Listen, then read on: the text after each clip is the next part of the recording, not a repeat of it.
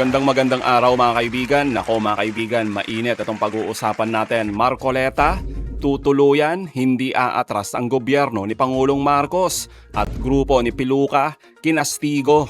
Grabe mga kaibigan, kung inaakala ng grupo ni Marcoleta na matatakot at masisindak ang gobyerno, abay tutuluyang isasampal ang batas kay Marcoleta para mapanagot ang mga sindikato. Hindi uubra ang grupo kahit anong daming takot nila na ang iba umano ay mga bayaran para makipagsigawan sa hindi nila alam na kadahilanan.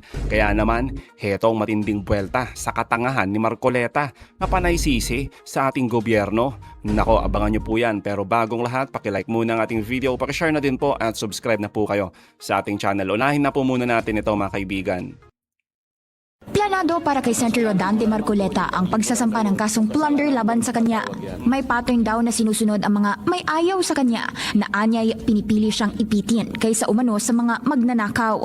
Inanunsyo na ni Ombudsman Jesus Crispin Remulla ang posibleng non-bailable na kasong plunder laban kay Marcoleta dahil sa pagtanggap niya umano ng 75 million peso campaign donation kaugnay ng 2025 polls. Yan, isang linggo bago ang napipintong impeachment trial ni VP Sara. Paratang ni Marcoleta, pang-iipit ito dahil sa umano'y pag-iimbestiga niya sa flood control scandal. Una na rin daw sinabi ni Senator Ping Lacson na nasa 9 na senador ang maaaring makulong.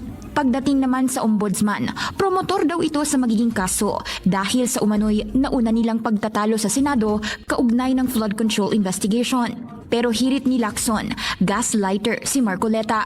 Hypothetical lang daw ang paunang pahayag niya kaugnay ng 9 na senador na maaaring makulong sa konteksto ng required votes pagdating sa impeachment trial ng bise kung hindi makakapag-participate ang ilan sa kanila. Naniniwala rin si Lacson na hindi magpapatinag si Ombudsman Remulla sa pressure at protesta ng Iglesia ni Cristo kailanman. Tama naman, di ba mga kaibigan? Yung sinasabi dito ni Senator Lacson, huwag papasindak sa rally ng isang grupo. Di po ba? Hindi yan ang boses ng taong bayan. Kayo po ba mga kaibigan, pabor ba kayo na dapat ng tuluyan na panagutin itong si Marcoleta? Mantakin nyo naman mga kaibigan, binabraso, hinaharang ang gobyerno para hindi panagutin si Marcoleta. Aba matindi. Tapos kung makapagsigaw sila mga kaibigan sa rally-rally nila, sumunod daw sa rule of law. Talaga ba? Simpleng permit nga ng rally, di pa nila magawa? O, kakapal ng muka, lalo na yung mga leader ng grupong ito. Kaya nga mga kaibigan pag umatras ang gobyerno ni Pangulong Marcos na ipatupad ang batas para kay Marcoleta, abay wala na. Di ba? Pag umatras ang Pangulo, masisira ang kredibilidad ng ating justice system dahil nagagawang takutin at kontrolin ng iisang religious sector. Di po ba?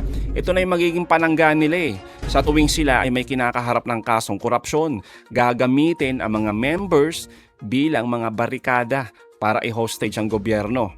Pero mga kaibigan, sinabi na po ni Ombudsman Remulla at ng ating Pangulo, no one is above the law. Kaya naman, heto matinding buwelta ni Attorney Barry at ng Malacanang sa kabulastugan ni Marcoleta. Pakinggan po natin to. Ang ganda nito.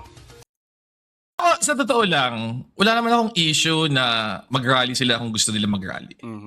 Diba? Parang libre naman yung maniwala ka sa mali. So kung talagang tingin nila, imbes na katangahan ni Senator Marcoleta ang naglaglag sa kanya sa pwestong ito, ay diba talagang merong some kind of conspiracy dito at hindi lang, diba, mahina siya. Kaya siya napunta dito sa sitwasyong ito. Sa kanila naman yun Actually kasi kung a-attract nila yung kay Marcoleta at this point, bukod sa nagmumukha silang mahina, parang inamin nila na wala palang batayan yan. Na pwedeng i-attract at will. Na ano lang yan, discretion lang ng ombudsman kung magpapailo o hindi. Diba? Yun yung point Yes. Kung ang posisyon, at ako, ang linaw naman, meron naman basehan. Siya mismo nagsabi.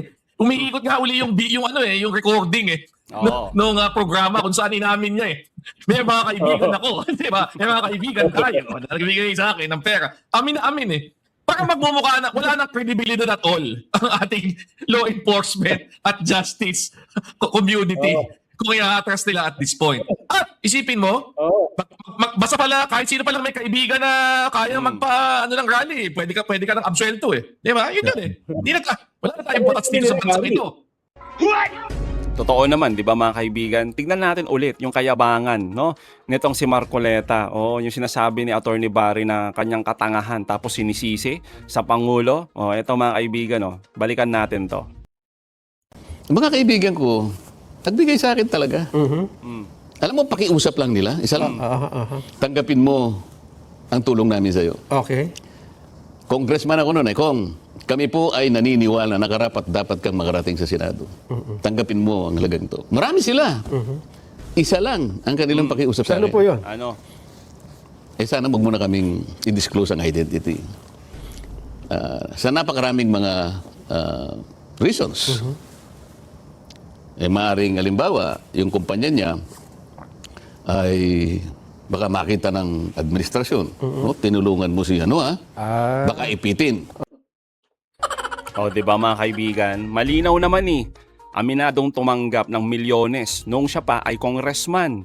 Aminadong hindi niya nilagay sa sose kung sino-sino ang nagbigay sa kanya. Baka daw pag-initan ng gobyerno. O, di ba mga kaibigan, malinaw galing sa bunganga ni Piluka. Galawang hudas talaga. Ay nako. Pero talagang tinulungan nila ako. Iba't ibang mga kaparaanan, iba-ibang ganito, iba-ibang halaga, ibang ganyan. Sapagkat gusto nilang manalo ako. May tiwala sila sa akin. Pinagtiwalaan nila ako. Wow. Meron bang batas, Nelson? Na magsasabi, pipilitin ko silang i-disclose? Bigyan mo ako ng batas. Abogado naman tong si Piluka, di po ba? Ba't di mo na lang sagutin? Oh, diyan ka pa nagtanong sa kasama mo na taga-yes man. Di ba? Taga-yes man yan ng diyan sa programa nila. Bakit daw plunder yung ikinaso sa kanya mga kaibigan? O heto, yung sagot ni Attorney Barry. Pero ito para lang malinaw yung plunder. Yung nakikita ko kasing paulit-ulit na yung video na ng mga rallyista na 'di ba sinasabi nila, imposible, hindi pwedeng maging plunder kasi hindi naman galing sa kaban ng bayan. Wala pong requirement sa plunder law na galing sa kaban ng bayan. In fact, malinaw na malinaw. Section 1D, paragraph 2 na ang pagtanggap ng gift, regalo by reason of public office ay bilang sa mga acts na pwedeng makonsider as part of plunder. In fact, nung kaso ni dating Pangulong Erap Estrada, di ba ang isang aligasyon sa kanya doon, yung tumanggap siya ng mga kickback galing sa mga weteng operator. Hindi naman galing sa kaban ng bayan yun Di ba? Pribadong pera yun, private, galing sa illegal na operasyon, suhol. Bilang yun sa plunder. So, kalokohan yung hindi porke nanggaling sa private hindi na plunder. Mali yun. Basahin niyo yung plunder law. Ang problema kasi minsan, hindi naman nagbabasa ng batas daming alam Actually, iniisip ko yung plunder case na yan kay Senator Marcoleta. Natatawa ako kasi originally, ang kaso lang naman dapat misfiling sa SOSE. Correct. Hindi niya dineclare sa SOSE niya yung mga donors na nagbigay ng 75 million. Okay. Ngayon, maski inamin na niya yun, nagkamali ako, etc. Parang fine lang ang ang consequence doon Magpiansa tapos i-correct mo yung SOSE mo. Pero dahil iniwasan niya yun, sabi niya, hindi ko kailangan i-declare yan. Kasi binigay sa akin yan, hindi pa start ng election campaign. Biglang ngayon, hindi nga campaign contribution, indirect bribery naman.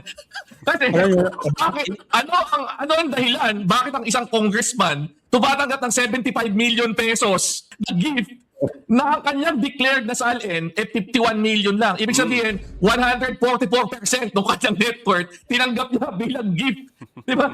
Hindi na yan Hindi na yan binigyan ka ng medyas Di ba? Para sa birthday mo O binigyan ka ng ball pen. Dati ba magandang pen Di ba? Yan, regalo ka, happy birthday ko. Binigyan ka 75 million. Yun ang literal na out of the frying pan into the fire. Di ba? Umiiwas ka sa ganitong mas maliit na kaso, nauwi ka sa plunder. Ayop, di ba? Hayop talaga, di po ba? Hayop sa kabalbalan, hayop sa katangahan, di umano. Sabi nga ni Attorney Barry, itong si Piluka, mismong sarili niya, pinahamak niya mga kaibigan, tapos sinisisi ang gobyerno ni Pangulong Marcos. Tapos mga kaibigan ang tigas pa ng muka. Oo, nasabihin na selective justice daw ang gobyerno ni Pangulong Marcos. Kaya naman heto ang sagot ng palasyo. Pakinggan po natin to. Do you share the view or do you agree that there's selective justice under this administration? Sa ngayon ay wala pong selective justice na namamayani sa administrasyon ni Pangulong Marcos Jr.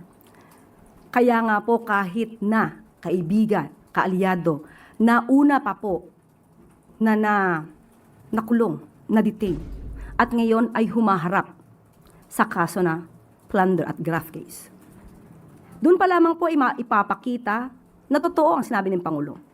Kahit anong kulay nyo, kamag-anak, kaibigan, kapag kayo po ay may ebidensya at may ebidensyang laban sa inyo, sa korte nyo na lamang po ito ipaliwanag Tama. or depensahan. Tama. At kung kayo po ay makakapagdepensa ng sarili, yun ang po ang masasabi rin nating justice.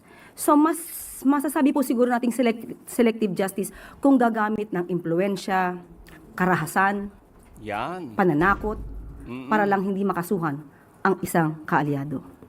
Yun po ang selective justice.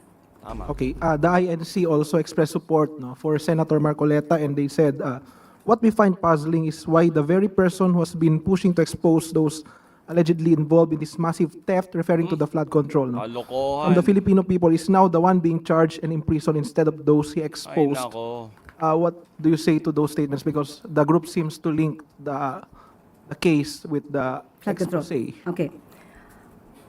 First of all, it was Senator Marcoleta who admitted everything about the 75 million pesos that he Kitang-kita received naman. from the 3 donors. Yes. Walang nagbigay sa kanya ng utos na i-explain mo to. Nagkataon lang po na yung kanyang SALN at SOSE ay hindi nagtugma at yung mga taga-media ay kinall out bakit mas malaki ang SOSE yung kanyang campaign expenses or election expenses as compared sa kanyang SALN. O, diba? And there, he admitted in his own program how he received the 75 million pesos from persons who did not want to be identified. Sa kanya po nanggaling ito. Hindi po siya pinipili. Nagkataon po na yung ebidensya ay siya mismo ang nag-reveal. Yun Kung lang. patungkol po na dahil hindi niya na maipapalabas ang katotohanan tungkol sa flood control mess, hindi po siya nag-iisa. Dahil ang administrasyon na ito ay gusto po ring malaman ang lahat ng katotohanan at gusto mapanagot ang lahat ng sangkot. Kung sasabihin niya po na siya lang ang daan para mapatunayan ang mga pangyayari, hindi po siya nag-iisa. Marami pa po. Kahit po kayong mga taga-media, pag nandiyan po yung mga resource persons, kahit wala pong Senado, kahit walang Senate hearing, makukuha niyo po ang katotohanan basta totoo ang kanilang sasabihin. At kailangan na kayo ang magtanong dahil ang mga tanong niyo ay walang kulay at hindi spoon feeding. Ang Pangulo po ay naniniwala sa paninindigan ng INC. Okay. Ipatupad ang batas, transparency, accountability, managot ang dapat managot. At yan po yung ginagawa ng administrasyon. Kung dapat managot ang isang Senator Marcoleta na nagkataon na miyembro ng INC, hindi po ba dapat na i-push din natin yon dahil lahat naman tayo dito ay dapat na naniniwala sa papapanagot ng mga di umanong gumawa ng krimen or paglabag sa batas. Mas paniniwalaan ng Pangulo na yun ang isususog ng INC na kahit sino pa ang makasuhan. Miyembro man nila, hindi miyembro, kakulay, kaalyado, iniidolo, dapat walang ganon. Dapat Tama. pantay-pantay. At yan naman din ang gusto ng INC. Okay. Ma'am, sorry, follow-up. Yung sinabi po ninyo kanina na managot ang dapat managot and clearly there are possible violations dun po sa rally na nangyari. Depende sa maiimbestigahan. Okay, but are you referring to the organizers of the rally, the leaders of INC? Sino po yung sinasabi natin na pwedeng managot? Depende po sa maiimbestigahan. Hindi po natin alam pa yung pinakapunot dulo nito. Sino ba yung maaaring nanggulo? Sino yung nag-cause ng trapiko at hindi makadaan yung ibang mga sasakyan? So, aalamin na lang po natin.